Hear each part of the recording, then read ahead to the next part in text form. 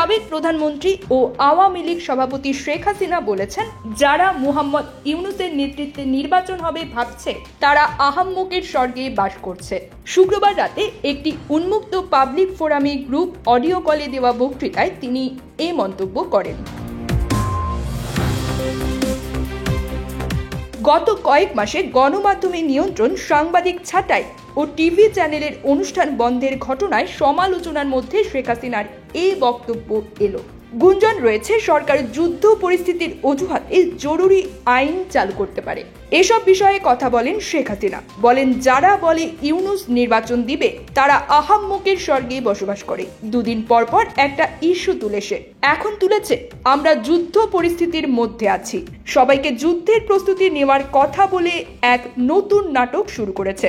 নির্বাচনের প্রসঙ্গ যেন কেউ না তোলে সেজন্যই এসব করছে।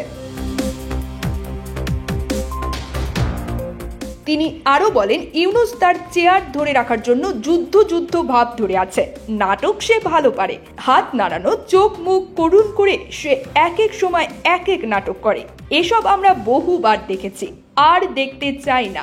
রাখাইনে মানবিক করিডর খোলার প্রস্তাব নিয়েও কঠোর মন্তব্য করেন তিনি। শেখ হাসিনা বলেন, সে বাংলাদেশের স্বাধীনতা ও সার্বভৌমত্ব শেষ করে দিয়েছে। করিডরের নামে যা করছে তা অমানবিক। এই করিডর দিয়ে মরণাস্ত্র যাবে মিয়ানমারে, যা লাখো মানুষের মৃত্যুর কারণ হতে পারে।